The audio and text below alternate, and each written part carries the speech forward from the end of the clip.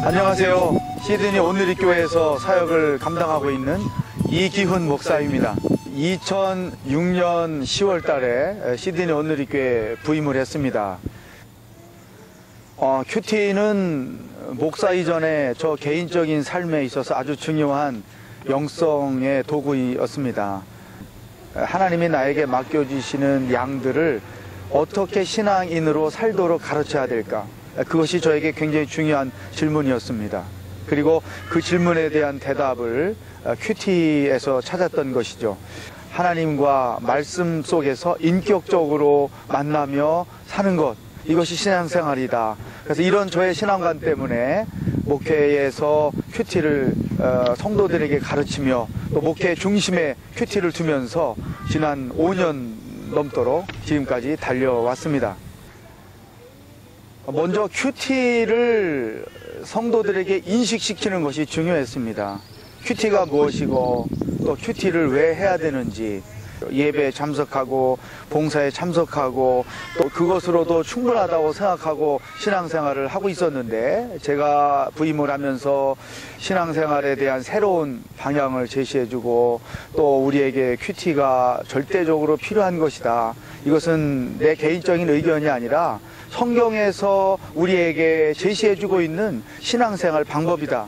이와 같은 것들을 성도들에게 인식시켜 주는 일이 굉장히 어려웠죠. 부임하고 취임 예배를 드린 다음에 그 다음 주부터 4주 동안 전교인 큐티 세미나를 열었습니다. 체계적으로 성도들에게 큐티를 쉽게 접할 수 있도록 프로그램을 진행을 했습니다. 시작부터 잘해야 된다는 그런 생각 때문에 큐티 설교를 했어요. 몇 주 동안 큐티를 주제로 해가지고 본문 말씀을 큐티 묵상하면서 적용하면서 설교를 한 것이죠. 성도들이 한편으로는 말씀도 들으면서 또 한편으로는 큐티라는 것을 더 깊이 이해할 수 있도록 나눔방을 만들어서 그들이 한 주일 동안 어설펐지만 또 미숙했지만 들었던 말씀들 또 깨달았던 말씀들, 그런 것들을 나누면서 한 주를 보낼 수 있도록 이런 장을 만들어준 거죠. 또 나눔방이 조직이 돼서 진행이 되다 보니까 미숙한 점들이 많이 드러나죠. 그래서 나눔방을 어떻게 참석해야 되는지 그 원칙을 책갈피로 만들어서 성도들에게 논해주면서 자연스럽게 교회 전체적인 분위기를 큐티 할 수 있도록 이끌어갔습니다. 많은 어려움들이 있었죠. 왜냐하면 큐티가 힘들어서 신앙생활을 못하겠다, 그런 이유로 교회를 떠난 사람들도 있고 또 큐티 참여하는 일을 어려워하는 사람들도 있고 여러 가지 비슷한 난관들이 있었는데, 그래도 신앙생활은 말씀 묵상을 하면 된다는 그와 같은 저의 굳은 의지, 목회적 신념 때문에 어려웠지만 지금 5년 반 정도 계속해서 성도들과 함께 큐티를 오고 있습니다. 큐티하는 사람들이 제일 힘들어하는 게 자기 의지가 꺾여지는 거예요.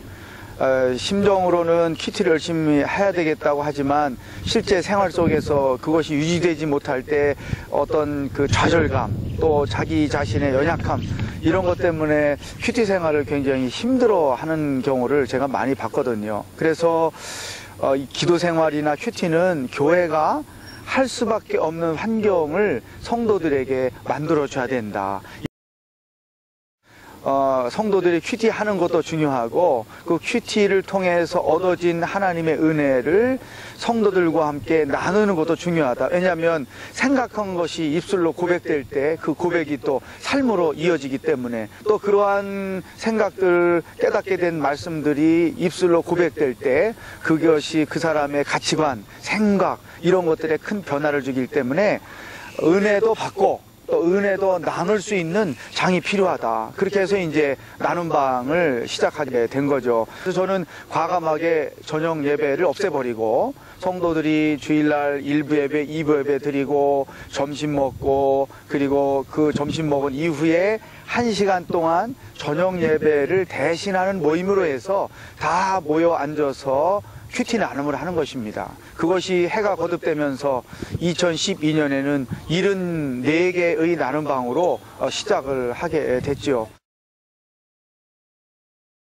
개인의 프라이버시가 나누어지는데 그런 것 때문에 염려가 돼서 솔직한 나눔을 못하는 경우가 처음부터 많이 있었고, 또 솔직하게 나누어진 이야기들이 밖으로 새 나감으로 인해서 역으로 자기 이야기를 자기가 들을 때 상처를 받아서 나눔방 참여를 어려워하는 사람들이 있었고, 이런 시행착오를 저희가 겪었죠. 또 나눔방이 진행이 될 때 혼자 독주하는 사람 때문에 나머지 사람들이 힘들어서 참여하기를 꺼리는 이런 경우도 있고, 그러니까 처음 시작하면서부터 다양한 그 어려운 문제들이 나눔방 안에서 표출이 됐고, 나눔방장들을 정기적으로 1년에 2차례씩 훈련을 하고, 또 나눔방원들에게도 예배 때 아예 그 나눔방의 원칙이 이런 것이라는 것을 공개도 해주고, 또 그 쪽지를 만들어서 쉐어도 해주고, 그래서 하나님과 말씀 묵상을 통해서 성숙한 교제를 갖는 것도 중요하고, 또 하나님 주신 말씀을 가지고 나눔방 안에서 절제할 줄 알고, 또 들어줄 줄도 알고, 또 필요한 말만 할 줄도 알고, 이러한 훈련을 다각적으로 시행착오를 겪어가면서 해온 거죠. 큐티 나눔방은 어느 정도 시행착오를 겪어야 온전한 그림이 나와서 성도들이 해피하게 나눔에 참여하지 않을까, 그런 생각을 합니다.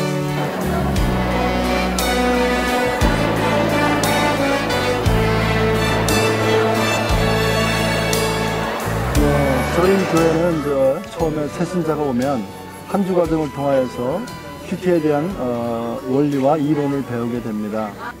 저희가 매주 큐티방을 통해 가지고 1시간 가깝게 서로 나눔을 가지면서 삶 속에서 느낀 것을 적용하게 합니다. 그러다 그 제일 중심된 포인트는 정기적으로 목사님을 통한 큐티 세미나에서 저희가 큐티하는 방법이라든지 그런 걸 많이 숙지했습니다. 큐티는 많은 유익이 있는데, 첫 번째로서는 그 성경을 매일같이 묵상할 수 있다는 장점이 있고요. 그다음에 그 성경을 통해서 우리가 느끼는 점을 생활에 적용함으로써 많이 온유해지고, 또 가정의 평화가 있고, 자녀하고 소통이 가능하고, 또 교회에서도 그 성도 간의 그 가르침과 권면이 아주 풍성하게 됩니다. 생활 속에서 하나님을 만난다는 것은 참 힘든 일인데, 말씀을 가까이 하면서 말씀 속에서 주시는 하나님의 음성을 들을 수 있었고, 우리가 생활 속에서 그 말씀을 그대로 실천하기는 힘들지만 말씀을 날마다 가까이 함으로 해서 하나님과의 깊은 교제가 이루어지는 것을 느끼게 되었습니다. 어떤 분은 말씀하시기를 성경을 아무리 읽어도 이해가 안 가고 자기 마음에 와 닿지 않아서 큐티를 할 수 없다고까지 했는데, 시간이 지나면 지날수록 그런 분들이 더 마음의 기쁨을 얻고 평안을 얻고, 자기 자신뿐만 아니라 큐티를 통해서 자기 자신의 삶이 변화되는 것을 볼 수 있다고 하는 것을 말씀하는 것을 들었습니다. 저 개인적으로 큐티하면서 어려운 점들은 아침에 딱 그 일상적인 그 규칙적으로 시간을 내서 큐티하는 거를 그게 좀 어려웠어요. 이런저런 핑계가 되겠지만 그것보다 이렇게 다른 일들을 이렇게 집에서 또 이렇게 우선순위를 했고, 또 그런 게 제일 어려웠고, 그리고 또 다른 거는 그날 하나님이 나한테 주시는 그 메시지가 무엇인지, 그게 하나님이 저에게 주시는 그 말씀을 제가 붙잡고 있는 건지, 아니면은 제 마음속에서 제가 듣고 싶어 하는 그런 말이 저에게 또 잘못 전달되는 건지, 그걸 이렇게 구별하는 게 좀 어려웠어요. 너무 어려워하게 되면 담이 생기니까 하나님과 그냥 대화한다고 생각하시고, 말씀을 읽다가 보면 무슨 뜻인지 모를 때가 있잖아요. 그럴 때는 전 그냥 줄을 쳐요. 줄을 치고 하나님 이건 무슨 뜻이죠?